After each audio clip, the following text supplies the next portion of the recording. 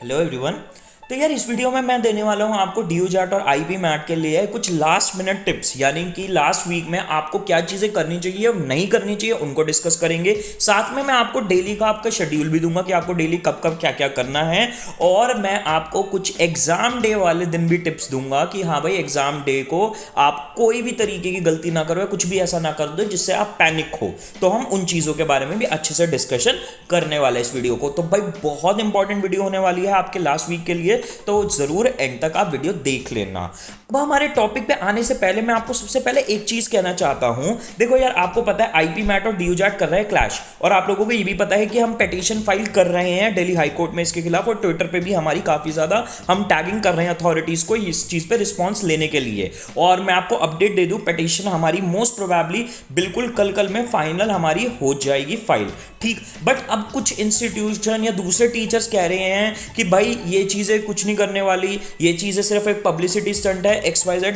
मैं उन चीजों पे ज्यादा ध्यान देना नहीं चाहता, पर मैं आप लोगों को एक चीज कहना चाहता हूं बहुत क्लियरली कि यार देखो, हम ये जो पिटीशन कर रहे हैं, जो भी हम लड़ाई कर रहे हैं, ये हम सबके लिए कर रहे हैं। और आपको मैं ये चीज क्लियर कह देता हूं कि अगर हम ये चीज कर भी रहे हैं तो आपको किसी भी वे में या किसी भी केस में अपनी स्टडीज को लूज नहीं करना है, अपने फोकस को लूज नहीं करना है, अपनी पढ़ाई को किसी भी तरीके से सैबोटाज नहीं करना है, अपनी पढ़ाई को किसी तरह नुकसान नहीं पहुंचाना है। क्योंकि देखो, अगर एग्जाम पोस्टपोन हुआ भी तो हमारा बस ये कहना है 1 2 या 3 दिन से पोस्टपोन हो जाए ताकि बच्चों को दोनों एग्जाम देने को मिले। और अगर पोस्टपोन नहीं हुआ, क्योंकि देखो यार, जीत की भी प्रोबेबिलिटी है, हार की भी है, हम बस अपनी तरफ से बेस्ट एफर्ट्स डालें, जो हमारी टीम कर सकती है हम वो सब कुछ कर रहे हैं।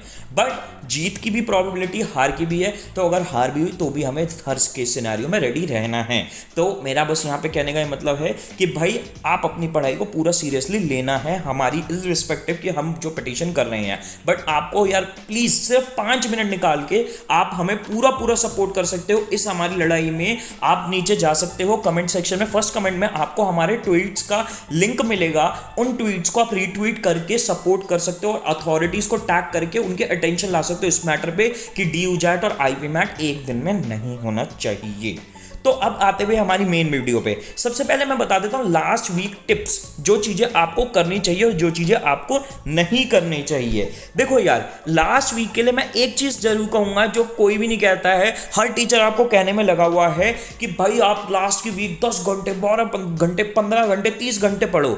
देखो यार, लास्ट वीक में आपको डेफिनेटली ज्यादा से ज्यादा पढ़ने की कोशिश करनी है, पर मैं आपको एक चीज यहां पे पहले कहना चाहता हूं कि यार पढ़ाई के साथ साथ लास्ट वीक में आपको रिलैक्स लेना, आपको रेस्ट करना बहुत जरूरी है। क्योंकि यार देखो, आप ये नहीं चाहते कि लास्ट वीक में आप बहुत ज्यादा एग्जॉस्ट हो जाओ या फिर आप बहुत ज्यादा अपना दिमाग चीजों से भर लो कि एग्जाम वाले दिन के लिए आपके लिए बहुत ज्यादा स्ट्रेसफुल और प्रेशराइजिंग हो जाए। ठीक है, ज्यादा से ज्यादा पढ़ने की कोशिश करो, पर अगर तुम्हारे लिए एक लिमिट के बाद पढ़ाई इंपॉसिबल हो रही है, स्ट्रेसफुल हो रही है, तुम्हारा दिमाग फट रहा है, तो मत करो, रिलैक्स करो, चिल करो। लास्ट वीक में इतना ज्यादा प्रेशर अपने ऊपर मत डालो, क्योंकि यार ये वैसे भी जो एंट्रेंसेस है प्रैक्टिस इंटेंसिव है। ये ऐसा तो है नहीं कि लास्ट वीक में आप सब पढ़ोगे और आप सब पढ़ लोगे और आपका एंट्रेंस क्रैक हो जाएगा। बहुत प्रैक्टिस चाहिए होती है, ये चीज मैं शुरू से कह रहा हूं, आपको पता भी है, ठीक। तो ऐसा नहीं हमें लास्ट वीक बहुत ज्यादा प्रेशर लेना, जितने सारे टीचर्स कह रहे हैं। रिलैक्स लो, थोड़ा चिल करते रहो रेगुलर बेसिस पे।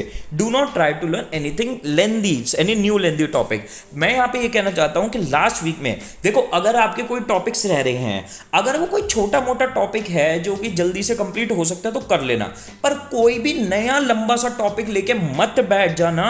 क्योंकि यार देखो, जितना टाइम आप एक नए टॉपिक को लर्न करने में आप टाइम लगाओगे, ठीक, और उस टॉपिक को लर्न करने से जितने मार्क्स आपके गेन होंगे, उससे ज्यादा मार्क्स आपको, अगर आप पुराने टॉपिक्स को रिवाइज कर लोगे तो आपके वो मार्क्स पक्के हो जाएंगे। तो भाई कुछ भी नया लेंथी बड़ा टॉपिक नहीं हमें सीखने बैठना लास्ट वीक में। हमारी लास्ट वीक की जो प्रिपरेशन या फोकस होना चाहिए वो फाइनल प्रैक्टिस पे होना चाहिए, जो कि बहुत ज्यादा मॉक्स के थ्रू होगी, अभी मैं आगे डिस्कशन करूंगा, और हमारी रिवीजन पे होना चाहिए। हमारे लास्ट वीक का फोकस हमारे जो टॉपिक्स रह गए हैं उन पे बहुत कम होना चाहिए। और मैं आपको ये भी बोल देता हूं, यू कैन स्किप और रिवाइज योर वीक टॉपिक्स, ठीक है। अगर आपके देखो, एक तो वो टॉपिक हो गए जो कि आप कर चुके, जो आपको अच्छे से आते हैं, उनको तो रिवाइज करना ही करना है, ऑब्वियसली उनके मार्क्स दे नहीं दे रहे हैं। एक वो टॉपिक्स हैं जो आपको बिल्कुल भी नहीं आते, वो उसमें छोटे वाले कर लेना, बड़े वाले नए टॉपिक्स इग्नोर करने की कोशिश ही करना। और एक होते हैं आपके बीच में यानी वीक टॉपिक्स, जिनको अगर आप टाइम दो तो आपके वो स्ट्रांग हो सकते हैं। तो भाई आप डिपेंडिंग अपॉन कि आपका वो टॉपिक की लेंथ क्या है, जो आपको लग रहा है वीक टॉपिक जो है आपका वो अगर बहुत ज़्यादा आपको लग रहा है लेंदी है तो फिर उसको इग्नोर कर दो। बट अगर आपको लग रहा है कि हाँ यार इस पर थोड़ी सी प्रैक्टिस करूंगा, थोड़ी सी प्रिपरेशन करूंगा तो मेरा डन हो जाएगा, तो उस पर भी आप फोकस कर सकते हो। ठीक है, या तो स्किप कर देना, अगर आपको लग रहा है कि हाँ मैनेजेबल है तो रिवाइज कर लेना। तो हमें मेन फोकस अपना वीक टॉपिक्स पे रखना है, हमारा मेन अपना फोकस रखना है जो हम ऑलरेडी कर चुके हैं। नए टॉपिक्स पे बस हमें थोड़ा बहुत फोकस रखना है अगर छोटे मोटे टॉपिक हो।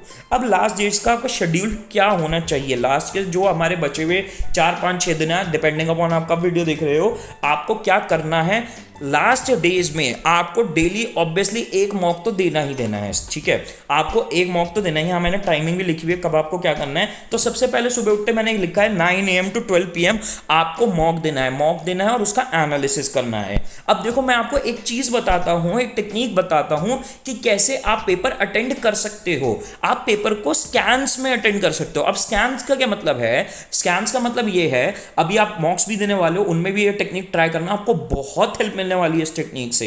ठीक है, क्या होता है स्कैन्स में, स्कैन्स में आप पहले पेपर देने बैठते हो। ठीक है, जैसे आपके आगे DU JAT के आईपी मैट का पेपर आए, इन दोनों में से जो भी आया, आपने पेपर देना स्टार्ट किया, आपने क्वेश्चंस पढ़ने चालू करे। आप क्या करोगे, पहले आप पहली रीड में जो जो आपको आसान आसान आसान आसान आसान क्वेश्चन मिलते जा रहे हैं वो सारे आप अटेंड करते जाओगे। पर जो क्वेश्चन आपको लग रहा है आप उसकी, ये हो सकता है पर थोड़ा टाइम कंज्यूमिंग है, थोड़ा मेरे को दिमाग लगा के देखना पड़ेगा उस क्वेश्चन को, उस क्वेश्चन को आप पहले रन में पहले स्कैन में स्किप कर दोगे, मार्क कर देना, मार्क फॉर रिव्यू कर देना। आपके एग्जाम में होता ही है वो ऑप्शन, मार्क फॉर रिव्यू कर देना।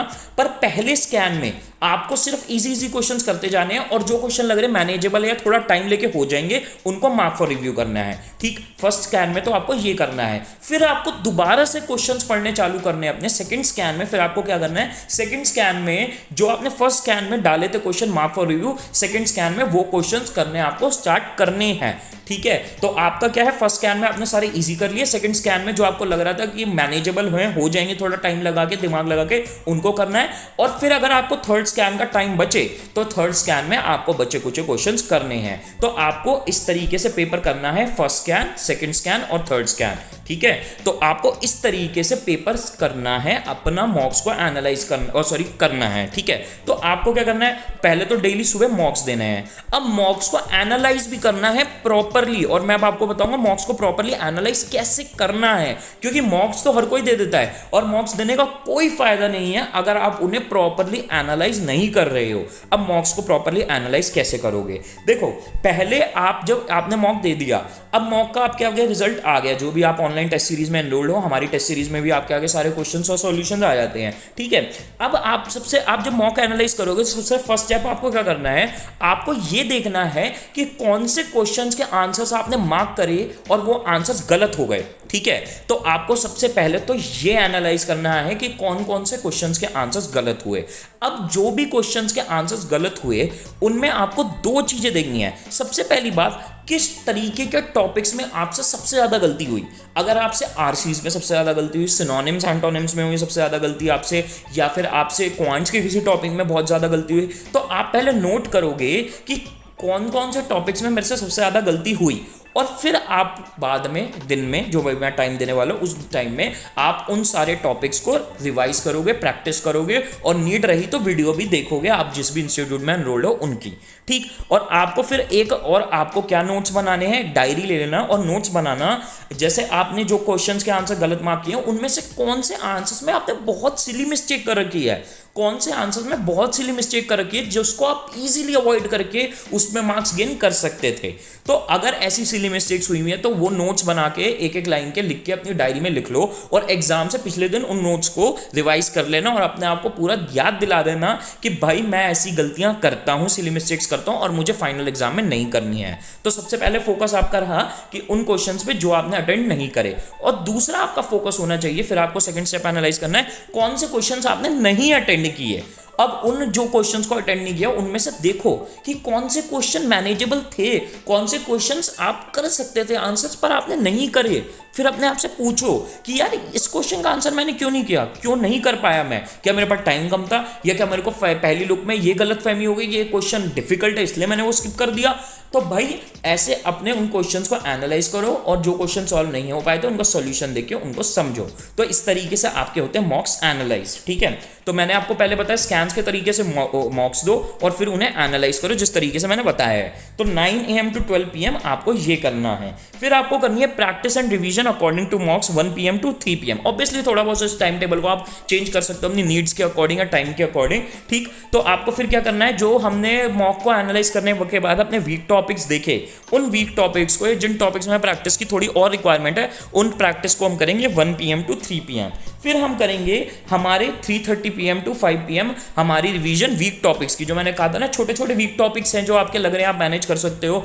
अगर आप थोड़ी सी प्रैक्टिस करो तो आपको इस दौरान आपको उन वीक टॉपिक्स की प्रैक्टिस करनी है, रिवीजन करनी है। और फिर आपको फाइनल रिवीजन करनी है ना अपना 6 PM to 9 PM अपने पूरे सिलेबस की, और जो भी छोटे मोटे, बिल्कुल छोटे मोटे आपके बचे हुए टॉपिक्स हैं उनकी, ठीक है। तो इस तरीके से आपको अपना डेली टाइम टेबल रखना है, डेली एक मॉक देना है, उसको एनालाइज करना है, उसके अकॉर्डिंग आपको प्रैक्टिस प्रिपरेशन करनी है। तो इस तरीके से हमें अपने फाइनल डेज निकालने हैं एग्जाम के। और हाँ, मैं यहाँ पे ये दिन भी बोल दूँ, लास्ट डे यानी 6 सितंबर को ज़्यादा स्ट्रेस नहीं लेना है, ज़्यादा पढ़ाई नहीं करनी है। 6 सितंबर को बस माइल्ड रिवीजन करनी है और पूरा दिन रिलैक्स करना है, चिल करना है, और रात को पूरी नींद लेनी है अच्छे से, बिना किसी भी कंजूसी के। लास्ट दिन अपने ऊपर प्लीज़ ज़्यादा कोई प्रेशर मत बनाना, कोई बहुत ज़्यादा लास्ट दिन। इनफैक्ट मैं हाँ ये भी बोलना भूल गया कि लास्ट दिन आपको मॉक भी नहीं देना है, क्योंकि लास्ट दिन में मॉक में अगर गलती से आपके हाथ कोई डिफिकल्ट मॉक लग गया और आपके नंबर नहीं आए तो कॉन्फिडेंस की उड़ जाएगी आपकी धज्जियाँ, ठीक है। तो अपने को लास्ट दिन मॉक बिल्कुल नहीं देना, हमें पूरा दिन रिलैक्स करना है, बस रिवीजन करनी है जो माइल्ड रिवीजन की हमें रिक्वायरमेंट हो वो। अब आगे बढ़ते हुए हम बात कर लेते हैं कुछ एग्जाम डे टिप्स की जो आपको एग्जाम वाले दिन माइंड करनी है चीज़ें। सबसे पहले हमारा क्या है, do not get into any discussion before final exam. भाई अब जब आप एग्जाम सेंटर पहुंचे हो, अगर आपको कोई दोस्त मिले, कोई जानने वाला मिले, प्लीज़ किसी भी तरीके के डिस्कशन में, क्वेश्चन में, टॉपिक के डिस्कशन में मत पढ़ना। एंजाइटी बिल्ड होती है, उससे कुछ फ़ायदा नहीं होता। आपको ये लगने लगता है अरे यार मैं ये भूल गया, वो भूल गया, सामने वाला आपको बेवकूफ़ बना के घुमाने की कोशिश करता है। अब मेन बात कर लेते हैं ट्रैप क्वेश्चन से बच के रहना। देखो हर एग्जाम में, हर एंट्रेंस में कुछ क्वेश्चंस बीच में ऐसे डाले जाते हैं जो कि बहुत डिफिकल्ट क्वेश्चंस होते हैं, जिनका पर्पस ये नहीं होता कि आपको उनको सॉल्व करना है। उन क्वेश्चंस का पर्पस ही यही है कि कोई बच्चा आए, इन क्वेश्चंस में फंस जाए, उसको लग रहा है कि ये क्वेश्चन हो जाएगा और वो उसमें टाइम लगाए रखे, ईगो पे ले ले उस क्वेश्चन को और उस क्वेश्चन में 10-15 मिनट वेस्ट कर दे। ये क्वेश्चंस ट्रैप क्वेश्चंस होते हैं। इन क्वेश्चंस का पर्पस यही होता है कि इन क्वेश्चंस को आपको स्किप करना होता है। भाई मैनेजमेंट अगर आप सीखने जा रहे हो तो आपको टाइम मैनेजमेंट और रिसोर्सेज की मैनेजमेंट वो जज करेंगे आपकी। तो भाई यहाँ पे हमें ऐसे ट्रैप क्वेश्चंस में अपना टाइम और अपने रिसोर्सेज वेस्ट नहीं करने हैं।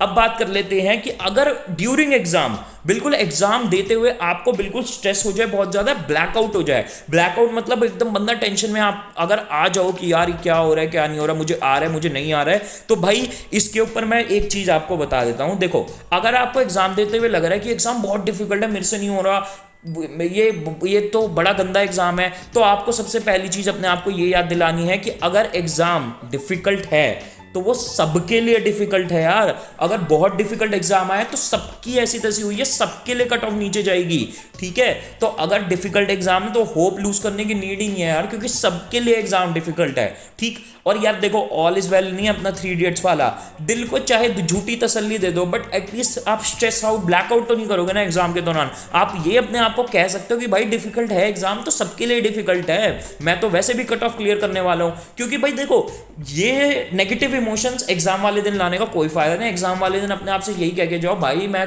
एग्जाम फोड़ के आऊंगा, मैं एग्जाम क्रैक कर दूंगा और मेरा एडमिशन हो जाएगा, ठीक। ये इमोशन होना चाहिए आपका एग्जाम वाले दिन। एग्जाम से पिछले दिन पढ़ाई करते हुए डेफिनेटली ये इमोशन रखो कि भाई नहीं हुआ तो क्या होगा, तो उस टाइम पढ़ना है, पर एग्जाम वाले दिन तो पूरा कॉन्फिडेंस सजाना है। और अगर मानो बिल्कुल ब्लैकआउट हो जाओ आप, ठीक, कि आपके दिमाग में कुछ समझ नहीं आ रहा है, एकदम से आपके दिमाग से क्वेश्चंस हट गए हैं, आपको कुछ नहीं हो पा रहा, तो भाई अपनी आइज 2 मिनट के लिए क्लोज करके बिल्कुल अपने आप को साइलेंट करके यार बिल्कुल शांत करके बैठ जाओ, कुछ मत सोचो। अब आप सोचोगे भैया इतने कम टाइम होता, आप 2 मिनट हमारे और उल्टे सीधे वेस्ट करा रहे हो। देखो यार स्ट्रेस में या ब्लैकआउट में 10-15 मिनट आप एग्जाम दोगे ना, उसका कोई फायदा नहीं है। कि इससे बेटर आपके लिए यही है कि आप 2 मिनट अपने आप को थोड़ा फ्री करके, अपने आप को शांत करके, दिमाग को रिलैक्स करके, रिफ्रेश करके फिर दोबारा एग्जाम देने बैठ जाओ। अब बात कर लेते हैं एग्जाम वाले दिन बहुत ज़्यादा सीरियस होके मत जाना। मैंने ये चीज़ बोली ही, सुबह सुबह जब जाओ तो ये सोच के जाना कि भाई आज मैं बढ़िया एग्जाम दे के आऊँगा, बहुत अच्छे से दे के आऊँगा। पर ये कोई ऐसा एग्जाम नहीं है जो मेरी कोई बहुत ज़्यादा लाइफ में बहुत बड़ा फर्क लाने वाला है। देखो, पढ़ाई करते हुए आप जरूर ऐसी चीज़ें सोच सकते हो, पर एग्जाम वाले दिन मत सोचना। एग्जाम वाले दिन ऐसी बातें सोचोगे, अपने आप से ऐसी बातें करोगे तो भाई एंजाइटी हो जाएगी, पैनिक कर सकते हो। एग्जाम वाले दिन बिल्कुल चिल होके जाना। अब मैं एक चीज़ और बोल दूं भाई, ये चीज़ आपको ऑलरेडी पता भी है पर फिर भी रिपीट कर देता हूँ, एक्यूरेसी बहुत इंपॉर्टेंट है एंट्रेंस एग्जाम्स में। बच्चे आते कहते मैंने 80 क्वेश्चन अटेंड कर दिए, 90 कर दिए, कोई फायदा नहीं हो सर 80-90 क्वेश्चन को अटेंड करेगा जब तक आपकी एक्यूरेसी नहीं है। तो प्लीज़ इस चीज़ पे बहुत अच्छे से ध्यान देना। और सबसे इंपॉर्टेंट चीज़ बता रहा हूँ मैं, अपने एग्जाम के इंस्ट्रक्शंस पूरे A to Z properly read कर लेना। क्वेश्चंस जब आपके क्वेश्चन पेपर आ जाए तो क्वेश्चन पेपर के ऊपर के इंस्ट्रक्शंस रीड कर लेना, क्योंकि एग्जाम वाले दिन ये लोगों का भरोसा नहीं होता, कभी भी कुछ भी एकदम से बदल देते हैं और फिर वो कह देते हैं इंस्ट्रक्शंस में तो लिखा था, आपने नहीं देखा, आपकी गलती है। तो इंस्ट्रक्शन एग्जाम के प्रॉपरली पढ़ लेना और अपने एडमिट कार्ड पे जो भी इंस्ट्रक्शन लिखे उनको प्रॉपरली पढ़ के समझ लेना, नहीं तो दिक्कत हो सकती है आप लोगों को। ठीक, तो ये है हमारे कुछ लास्ट मिनट के टिप्स और चीज़ें जो आपको ध्यान रखनी है। भाई यार, हमारी इस जो हम फाइट कर रहे हैं डी जाट IIP मैट एक दिन ना हो, उसमें यार प्लीज़ सपोर्ट करो। मेरा नीचे लिंक है हमारे ट्वीट्स का। बेस्ट ऑफ लक गाइज आपके एंट्रेंस के लिए एंड बाय।